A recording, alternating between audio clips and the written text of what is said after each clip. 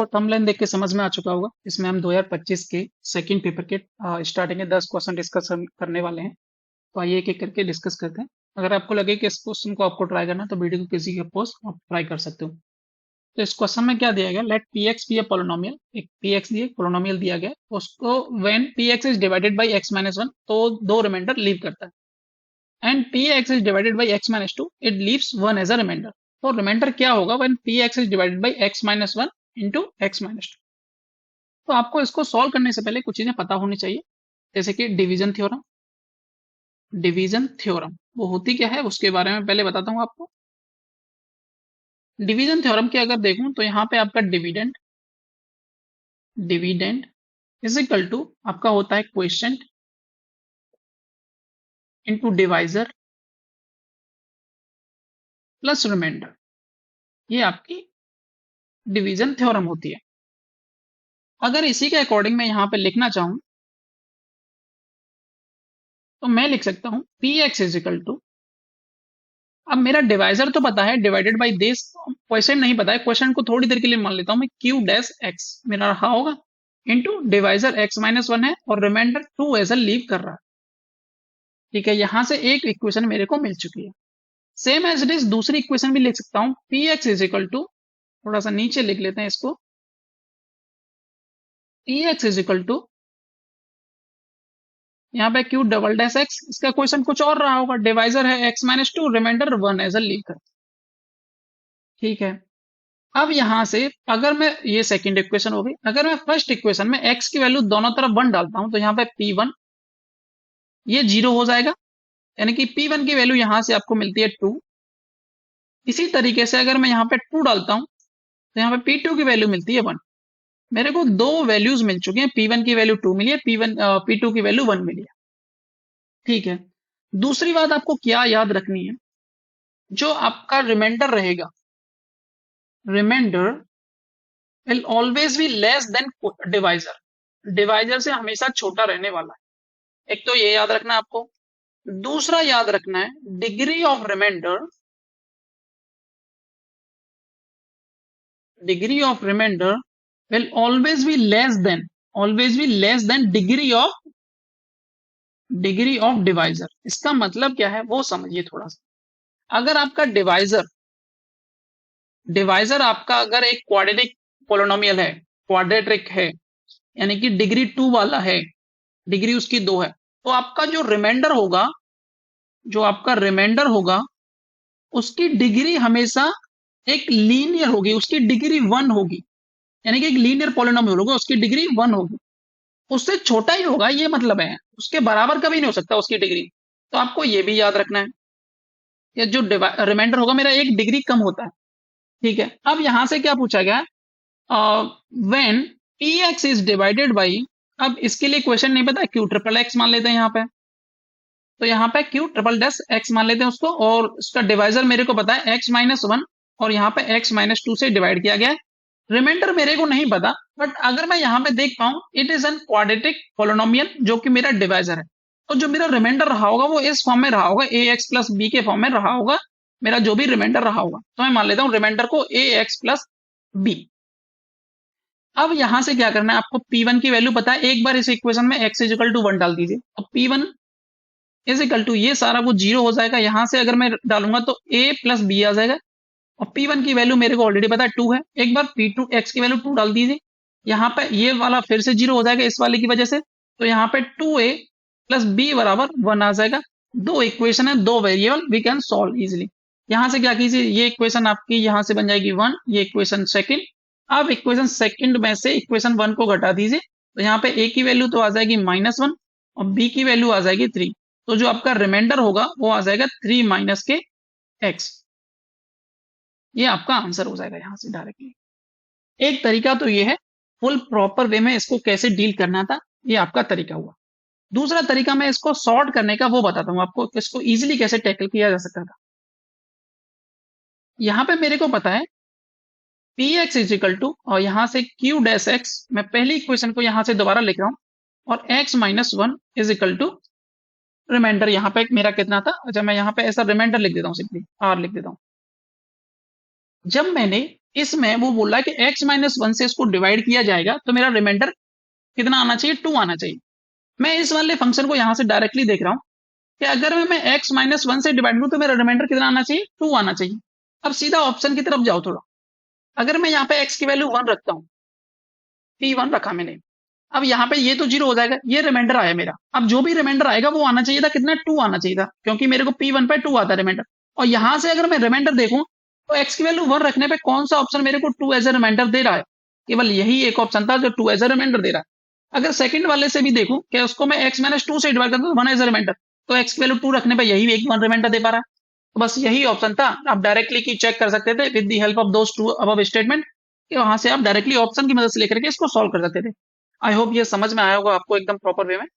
आइए second question की तरफ चलते हैं।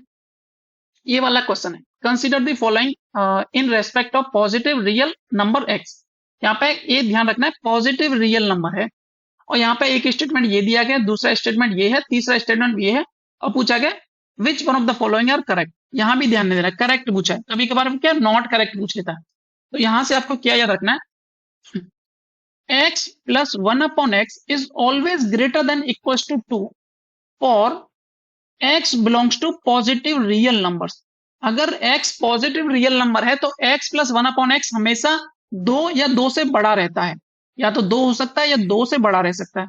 अब ऐसा होता क्या है इसके बारे में मैं आपको समझा देता हूं, ऐसा हो क्यों रहा है। वी नो अर्थमेटिक मीन जो होता है वो हमारा ज्योमेट्रिक मीन से बड़ा होता है या बराबर भी हो सकता है। अगर मेरे पास दो नंबर है, उनका अर्थमेटिक मीन लिखूं मैं x plus 1 upon x upon 2, मैंने दो नंबर का अर्थमेटिक मीन लिखा, ये दोनों के ज्योमेट्रिक मीन से बड़ा होगा। ज्योमेट्रिक मीन क्या होता है, यहाँ पे x इंटू 1 अपॉन एक्स की पावर 1/2। अच्छा होते क्या है, एक बार वो समझ लीजिए साइड में। अर्थमेटिक मीन निकालना हो आपको कितने भी नंबर्स का, जैसे कि मैं यहाँ पे 3 नंबर का निकालता हूँ, a प्लस बी प्लस सी, तो डिवाइड करूंगा 3 से। अगर 2 नंबर का निकालता तो a प्लस बी बाई 2, अगर 4 नंबर का निकालता तो a plus b plus c plus d by 4, जितने नंबर उतने से ही डिवाइड कर देंगे। अगर यहीं पे मैं ज्योमेट्रिक मीन निकालना होता तो वहां पे क्या करते हैं उसको भी समझ लीजिए। ज्योमेट्रिक मीन के केस में क्या होता है, अगर दो नंबर होते a इंटू बी, दोनों का करता प्रोडक्ट पावर 1/2, दो नंबर इसलिए पावर 1/2। अगर 3 नंबर होते तो पावर 1/3, ऐसे 4 नंबर होते तो पावर 1/4। यहाँ पे नंबर कितने थे, x और दूसरा नंबर था 1/x, दोनों का किया प्रोडक्ट पावर 1/2 कर दी। तो यहाँ से x प्लस 1/x बाई 2, इन दोनों का यहाँ से सिंपली 1 हो जाएगा, 1 की पावर कुछ भी करो 1 ही होने वाला है। तो यहाँ से x plus 1/x is always greater then 2 आ जाएगा हमारा यहाँ से, ये आपको याद रखना। अच्छा इक्वलिटी कब होल्ड करता है, x प्लस 1/x बराबर 2 कब होगा, जब x की वैल्यू 1 रही होगी, ये आपको याद कर लेना। इक्वलिटी होल्ड व्हेन x बराबर 1/x, यानी कि जो दोनों नंबर थे वो बराबर रहे होंगे। तो यहाँ से x स्क्वायर बराबर आ जाता है 1, और यहाँ से x is equal two plus minus 1 आता है, बट हम प्लस 1 लेंगे क्योंकि हम ऊपर बोल चुके हैं x is a positive real number. तो आपको ये समझना था यहाँ से। दूसरा आपको यहाँ से क्या याद रखना है, एक तो ये हो गया, दूसरा यहीं से आप याद रखिएगा x प्लस 1/x -2 या -2 से छोटा रहेगा कब, जब x belongs to negative real number, ये भी आपको याद रखना है। और अगर बोले कोई x प्लस 1/x -2 है तो यहाँ से आपको याद रखना है कि x बराबर -1 रहा होगा। ये सारी चीजें आपको याद रखनी यहाँ से, तो आपका क्वेश्चन हो जाएगा ईजी। अब मेरे को पता है कि x प्लस 1/x 2 से बड़ा है तो 1 से बड़ा रहा होगा। यहाँ से सिंपली अगर 2 से बड़ा है तो 1 से तो बड़ा है। अगर मैं बोलूँ x 3 से बड़ा है तो मैं बोल सकता हूँ ना x 2 से भी बड़ा है, तो सिंपली अगर वो 2 से बड़ा है तो 1 से भी बड़ा, तो यानी कि ये सही है। अब यहाँ से क्या कीजिए आप, x प्लस 1/x मैं बोल सकता हूँ √2 से बड़ा है, और बेसिक बात है √2 की वैल्यू कितनी होती है 1.1414, या सिंपली देखिए x प्लस 1/x की वैल्यू लीस्ट वैल्यू कितनी हो सकती थी, 2 हो सकती थी। 2 का स्क्वायर करूंगा 4, तो यानी कि 4। देखो यहाँ से इनकी वैल्यू भी चेक कर सकते हो, वैल्यू रख के कैसे चेक कर सकते हो, x प्लस 1/x की लीस्ट वैल्यू है ये 2, लीस्ट वैल्यू 2 है तो 2 1 से बड़ा है। 2 का स्क्वायर करूंगा 4, 2 से बड़ा है। 2 की पावर यहाँ पे 4 करूंगा 16, 9 से बड़ा है, यानी कि ऑल स्टेटमेंट आर करेक्ट, यानी कि 1 2 एंड 3 ऑल आर करेक्ट। आपको ये सारी चीजें यहाँ से याद रखनी थी। अच्छा इसके अलावा और क्या क्या याद रखना वो भी मैं आपको बता देता हूँ, यहाँ से क्या क्या चीजें याद रखनी है आपको। यहाँ से हम बहुत सारी चीजें और भी याद कर सकते हैं, जैसे कि सबसे पहले देखा मैंने x प्लस 1/x बराबर 2 हो, x प्लस 1/x बराबर -2 हो। यहाँ से अगर x प्लस 1/x बराबर -1 हो, तो यहाँ से अगर x प्लस 1/x बराबर 1 हो, यहाँ से x प्लस 1/x बराबर √3 हो, यहाँ से x प्लस 1/x बराबर -√3 हो। तो यहाँ से आपको डायरेक्टली x की वैल्यू 1 अज्यूम करनी है, यहाँ से x की वैल्यू -1 अज्यूम करनी है, यहाँ से एक्स क्यू की वैल्यू डायरेक्टली +1 अज्यूम करनी है, यहाँ से एक्स क्यू की वैल्यू -1 अज्यूम करनी है, यहाँ से एक्स क्यू की वैल्यू -6 अज्यूम करनी है, यहाँ से सॉरी यहाँ से ये नहीं, यहाँ से अज्यूम करना है एक्स की पावर 6 इजिकल टू -1 और यहाँ से एक्स की पावर 6 इजिकल टू 1। यहाँ माइनस है वहां प्लस आ जाता है, यहाँ प्लस है यहाँ माइनस आ गया, यहाँ माइनस यहाँ प्लस था यहाँ माइनस आया, यहाँ माइनस था यहाँ प्लस आया। तो आपको ये सारी चीजें भी पता होनी चाहिए इसके साथ साथ। आई होप आपको समझ में आया होगा। आइए नेक्स्ट क्वेश्चन की तरफ चलते हैं। यहाँ पे क्या दिया गया है, क्वेश्चन को थोड़ा ध्यान से देखिए। Let p and q be natural number. एक तो बोला गया natural number such that q is greater than p. लिख लेते हैं q is greater than p. What is the largest value of p, यानी कि पी के बारे में पूछा गया, पी की लार्जेस्ट वैल्यू क्या होगी such that this expression should be negative, यानी कि जो एक्सप्रेशन है Q square -5p -4 should be negative. यहाँ पे केवल हमारे ऊपर जो भी रिस्ट्रिक्शन है वो केवल पी के ऊपर है, पी की लार्जेस्ट वैल्यू बतानी है। अगर पी की लार्जेस्ट वैल्यू बतानी है, अब एक चीज सोचिए, अगर मैं क्यू की वैल्यू बहुत बड़ी रख दूं, पी की वैल्यू आप बता ही नहीं पाओगे लार्जेस्ट वैल्यू कितनी रही होगी, उसके लिए तो हमेशा पॉजिटिव आता रहेगा। तो मैं क्या कर रहा हूं, यहाँ पे क्यू की वैल्यू को उस तरीके से डील करूंगा कि मैं लेता हूँ p+1 रही होगी, यानी कि उससे जस्ट बड़ी रही होगी, जस्ट बड़ी रही होगी। तो उससे क्या हमें p की वैल्यू के बारे में एक आइडिया लग जाएगा। तो यहाँ पे मैं रखता हूँ क्यू की वैल्यू रही है p+1 का whole square -5p -4 should be negative. तो यहाँ से अगर इसको ओपन करते तो p square +1 +2p -5p -4 less than 0। तो यहाँ से आपका आ जाएगा p square -3p -3 less than 0। अब ये क्वाड्रेटिक बन चुकी है, इसको आपको करना पड़ेगा सॉल्व। अच्छा, इनइक्वालिटी कैसे सॉल्व करते हैं वो पहले समझ लीजिए, क्योंकि यहाँ पे आ चुकी है इनइक्वालिटी। अगर कभी भी एक्स स्क्वायर यहाँ पे +5x +6 लेस देन 0 ऐसा कुछ टाइप दे रखा है, पहले इसके आप फैक्टराइजेशन कीजिए। इसके फैक्टराइजेशन मेरे को दिख रहे हैं यहाँ पे x+2 और x+3 सिंपली लेस देन 0। उसके बाद एक लाइन ड्रॉ कीजिए, यहाँ पे इसके दोनों फैक्टर्स को इक्वल टू 0 पुट करके उनकी वैल्यू निकाल लीजिए। एक वैल्यू आएगी -3, एक वैल्यू आएगी -2। उसके बाद प्लस माइनस प्लस, इस तरीके से आपको डिनोट करना है। राइट हैंड साइड से स्टार्ट करना है, यहाँ से इसको प्लस फिर माइनस फिर प्लस, अल्टरनेटिवली चलते जाना है। और उसके बाद यहाँ पर ये वाला साइन देखना है कि एक नेगेटिव वाला साइन है, यानी कि मेरी वैल्यू इन दोनों के बीच में रही होगी। मैं बोल सकता हूँ x बिलोंग्स टू -3 से तो बड़ा रहेगा और -2 से छोटा रहेगा, ये मैं बोल सकता हूँ। ऐसे ही इसके फैक्टराइजेशन करने पड़ेंगे। अब इसके फैक्टराइजेशन करने के लिए आपको क्वाड्रेटिक फॉर्मूला की हेल्प लेनी पड़ेगी, क्योंकि डायरेक्टली इजी फैक्टराइजेशन मेरे को यहाँ पे नहीं दिख रहा है।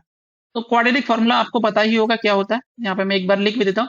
क्वाड्रेटिक फॉर्मूला होता है -b + -√d/2a।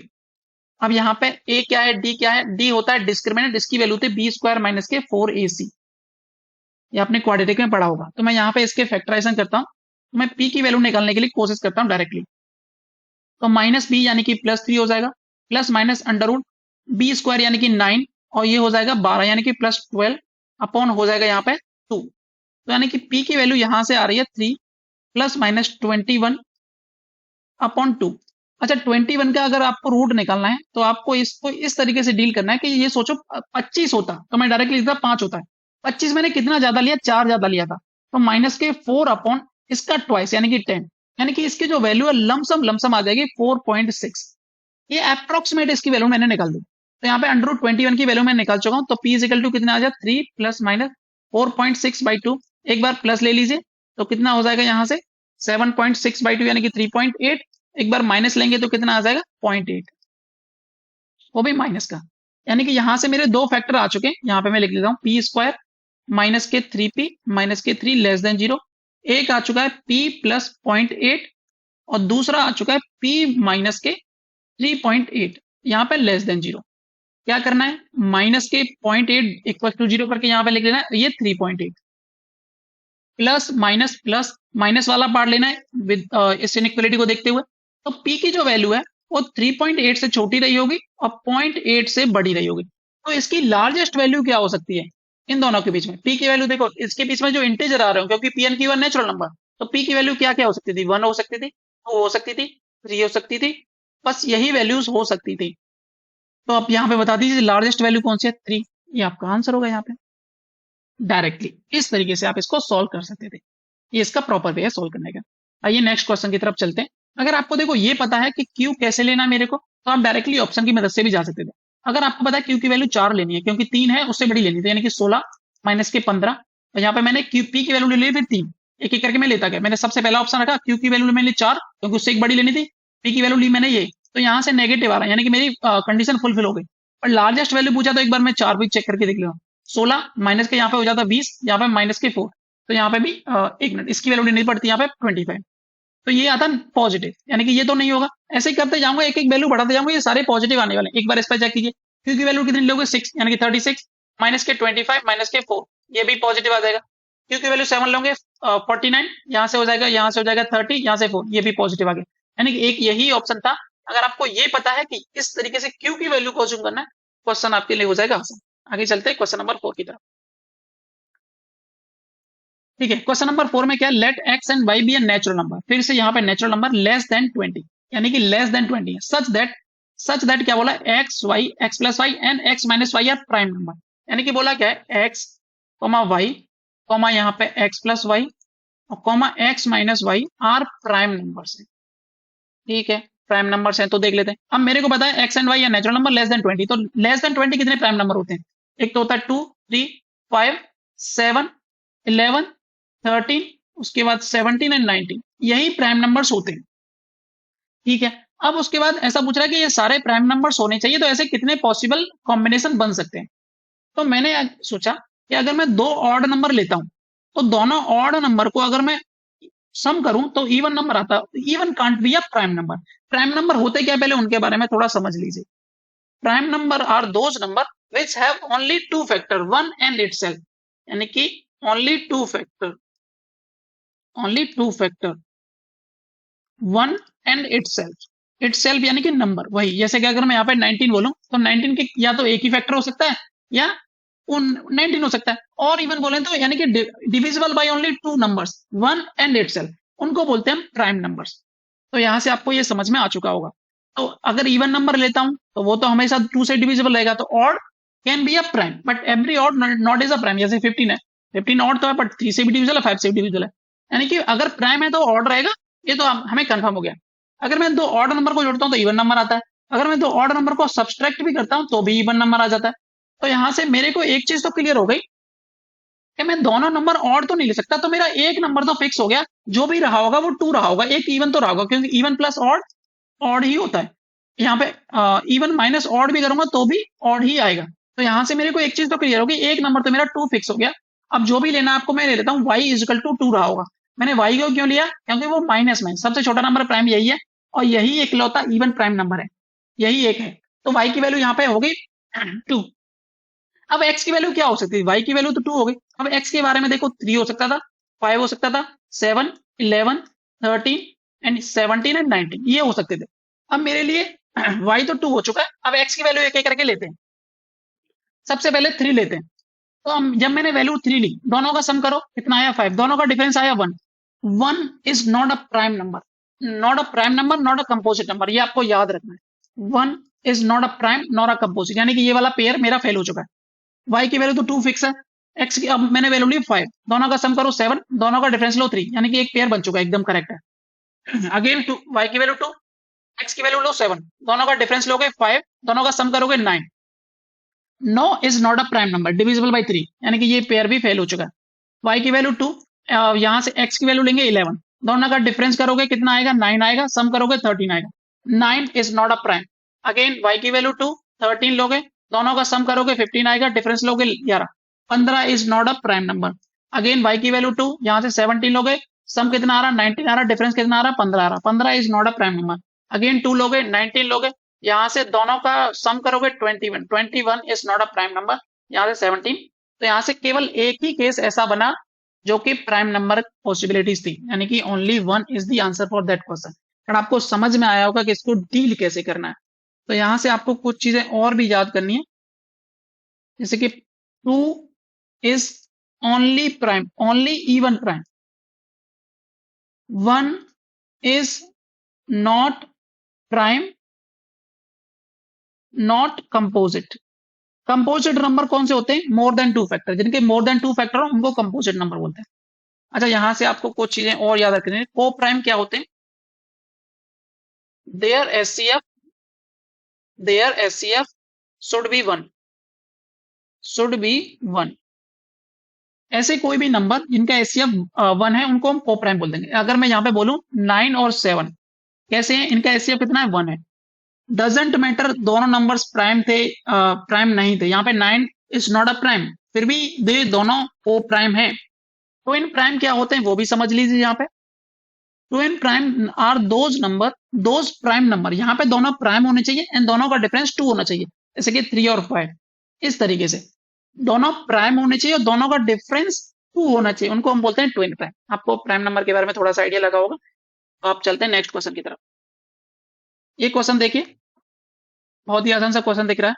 If x plus 1 and x plus p and x square plus p square is equal to this, then what is the value of p। p की वैल्यू बतानी है। एक बार मैं इसका प्रॉपर वे बताता हूँ, फिर इसका शॉर्टकट भी बताता हूँ। तो यहाँ से x प्लस 1, दूसरा है x प्लस p, और यहाँ पे दे रखा है x square plus p square. और यहाँ से अगर मैं इसको ओपन अप करता हूँ किस फॉर्मूले की मदद से, a स्क्वायर माइनस के b स्क्वायर। यहाँ पे मैं a की पावर 4 अज्यूम करके चलता हूँ, क्योंकि 1 की पावर 4 1 ही होने वाला है। तो यहाँ से एक बार x स्क्वायर माइनस 1 और दूसरी बार x स्क्वायर प्लस 1, यहाँ पे ऐसा खुलेगा। एक बार मैं इसको फिर से लिख देता हूँ, x plus 1 x plus p और यहाँ से x square plus p square. यहाँ से एक बार फिर से ओपन कर देते हैं, x प्लस 1 और x माइनस 1 और यहाँ से x square plus 1।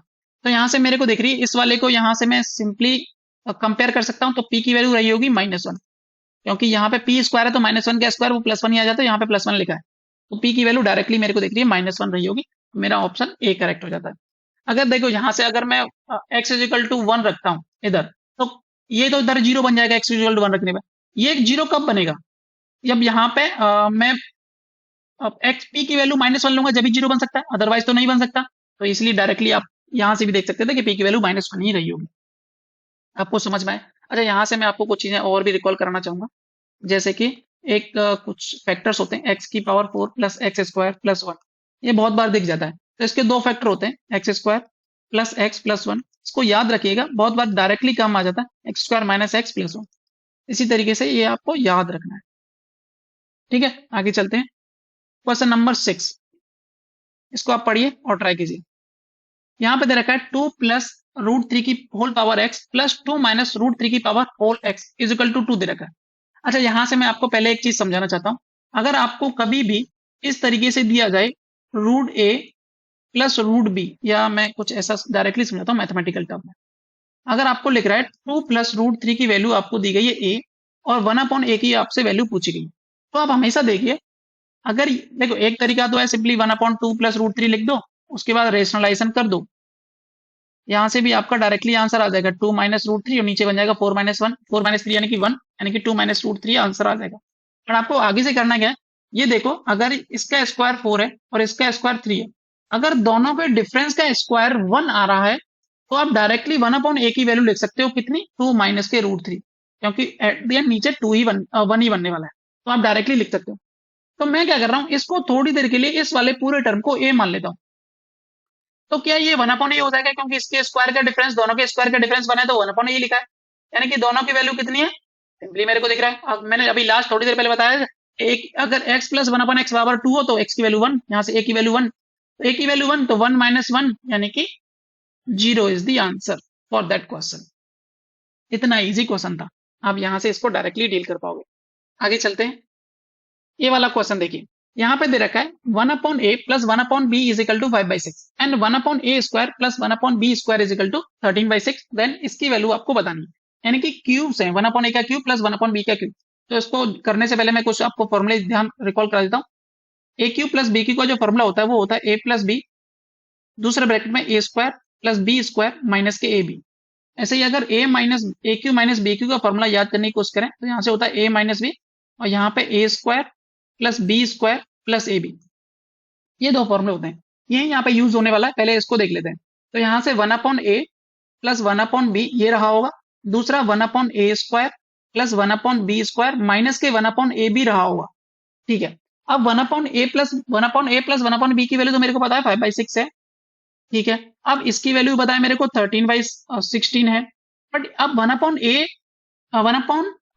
Into B की वैल्यू नहीं पता मेरे को।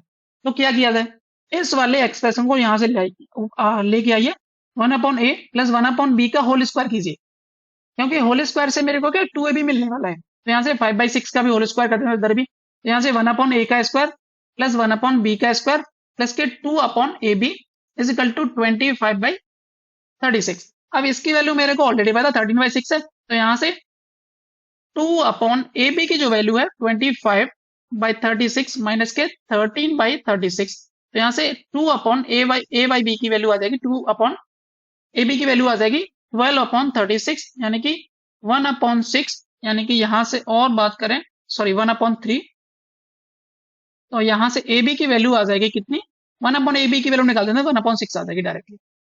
तो आप यहाँ पे इसको रख दीजिए 1/6। तो यहाँ पे अगर इसको सॉल्व करेंगे तो कितना हो जाएगा, अब ये सॉल्व करना है आपको, 5/6।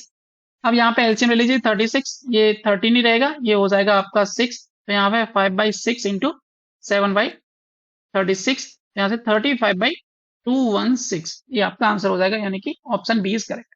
ये तो उसका हो गया प्रॉपर वे। अगर दूसरा तरीका में देखें, अगर इसका जो आंसर आने वाला है वो 1/a प्लस 1/b का मल्टीपल तो रहने वाला था, यहाँ पे कुछ भी रहा हो इसका तो मल्टीपल रहने वाला था। अब इसकी वैल्यू मेरे को पता है 5/6 है, यानी कि मेरा ऑप्शन जो भी रहा होगा आंसर और 5/6 का मल्टीपल रहा होगा। अब 5/6 का मल्टीपल बस यही एक है, बाकी कोई भी 5 से मल्टीप्लाई हो ही नहीं रहा। आप डायरेक्टली टिक कर सकते थे इस क्वेश्चन को। ठीक है, आप समझ पाएंगे। अच्छा, यहाँ से मैं आपको कुछ फॉर्मूले और भी याद करा देता हूँ, ये तो आपको समझ में आ ही गया होगा क्वेश्चन। यहाँ से हम थोड़े से AQ और वो वाले फॉर्मूले याद कर लेते हैं। एक मिनट बताता हूँ आपको। 4 फॉर्मूले हैं, बहुत ही ज्यादा इंपॉर्टेंट है, बहुत बार क्वेश्चन आते हैं उस पर। ठीक है, यहाँ से AQ plus BQ plus CQ minus के 3ABC, इसके 4 फॉर्मूले हैं, वो मैं आपको बता देता हूँ। सबसे पहला फॉर्मूला जो बनता है वो बनता है A plus B plus C bracket में A square plus B square plus C square minus AB minus BC minus CA। दूसरा यहाँ से जो फॉर्मूला बनता है A plus B plus C अंदर ब्रैकेट में A plus B plus C का होल स्क्वायर माइनस के thrice of AB plus BC plus CA। तीसरा जो इसका फॉर्मूला बनता है A plus B plus C by 2, यहाँ से A माइनस B का whole square plus B minus C का whole square plus C minus A का होल स्क्वायर। जो उसका फोर्थ फॉर्मूला बनता है A plus B plus C by 2, यहाँ से बन जाएगा thrice of A square plus B square plus C square minus के A plus B plus C का होल स्क्वायर। ये भी आप 4 फॉर्मूले याद रखिएगा। ठीक है, अभी के लिए चलते हैं आगे। नहीं, यहाँ पे पूछा है what is the remainder when this is divided by this. अच्छा, एक चीज आप यहाँ से समझ लीजिए, जैसे हमने पहला क्वेश्चन किया था, हम क्या करेंगे, ऐसा क्वेश्चन कभी भी हमारे सामने आए, हम हमेशा डिवाइजर को, क्योंकि मेरे को पता है डिवीजन थ्योरम में क्या होता है, डिविडेंड, एक बार समझ लीजिए, dividend is equal to coefficient into divisor plus remainder. अगर यहाँ पे पूछा है रिमाइंडर, जब मैं इसको यहाँ से इस x की पावर 6 को इससे डिवाइड करूं तो इसका रिमाइंडर क्या होगा। तो इसका मतलब क्या है, क्या अगर मैं डिवाइजर में x की वैल्यू वही रख दूं, यहाँ पर अगर x की वैल्यू यहाँ से निकाल करके मैं इस डिविडेंड में रख दूं तो ये तो 0 हो जाएगा, यानी कि मेरा डिविडेंड डायरेक्टली आंसर देगा रिमाइंडर का। मतलब क्या है ये समझिए, यहाँ से डिवाइजर को हमेशा इक्वेट कीजिए इक्वल टू 0, यहाँ से x की वैल्यू निकालिए और उस x की वैल्यू को डायरेक्टली जो मेरा डिविडेंड और सपोर्ट कीजिए, आपको डायरेक्टली रिमाइंडर मिलेगा। ये करना होता है बार बार। ठीक है, अब यहाँ से x स्क्वायर की वैल्यू -1 है, तो x6 की वैल्यू कितनी रही होगी, यहाँ से इसका क्यूब कर दीजिए, x6 की वैल्यू भी -1 रही होगी, -1 is the answer for that. Then इसके अलावा कुछ नहीं करना।